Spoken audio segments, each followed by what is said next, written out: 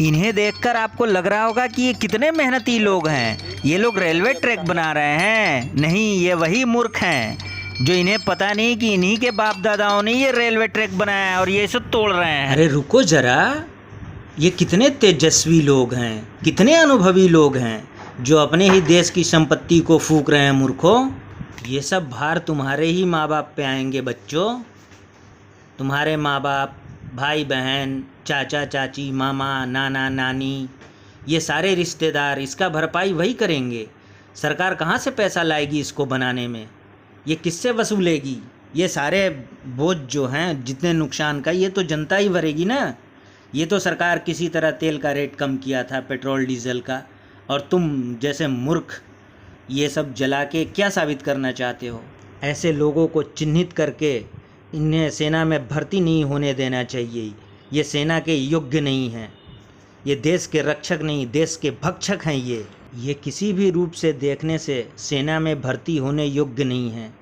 जो ये देश की संपत्ति को जला रहे हैं, देश को नुकसान कर रहे हैं, तो ये देश को कहाँ से बचाएंगे? सरकार के इस फैसले का विरोध करना है तो और भी तरीके हैं। ये कौन सा तरीका है कि ट्रेन जला दो, बस जला दो, लोगों को परेशान करो?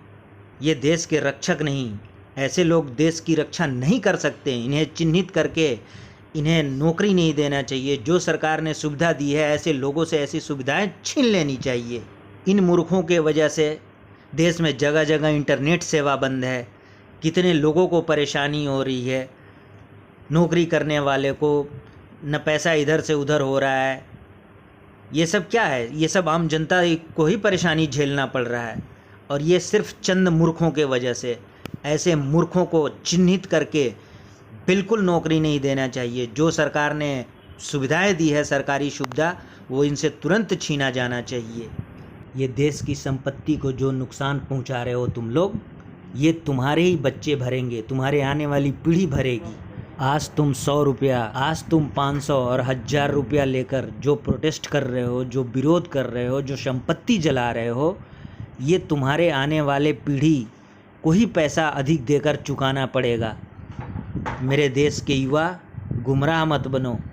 समझो, सरकार जब भी कोई फ़ैसला करती है तो उसको बहुत सोच समझ के करती है। कितने पढ़े लिखे हो तुम लोग? जितना तुम सरकार की संपत्ति जलाने में मेहनत कर रहे हो, उतना और भी दूसरे रोज़गार के अवसर हैं। अगर उतना मेहनत करोगे तो दूसरे रोज़गार मिल जाएंगे। मान लिया जाए कि सरकार के इस फैसले के पक्ष में बहुत सारे लोग खड़े हैं और इससे बहुत सारे विपक्ष में खड़े हैं, तो क्या आपस में दोनों को टकराव होना चाहिए? तुम लोग मूर्ख विरोध करके तो देश का संपत्ति जला रहे हो, और जो सरकार के इस फैसले से खुश हैं वो सोच रहे हैं कि सरकार ने अच्छा फैसला लिया है। जो सरकार के पक्ष में हैं वो क्या करें? तुम लोग को आकर गला दबाएं? अरे मूर्ख, तुम अपने ही देश की संपत्ति जला रहे हो, अपना ही घर जला रहे हो किसी न किसी रूप में। इस चीज़ को समझो। विरोध करने का और भी तरीका है। कोर्ट है, कानून है, न्यायालय है। ये किस लिए बनाया है? न्यायालय है किस लिए? तुम न्यायालय में जाओ।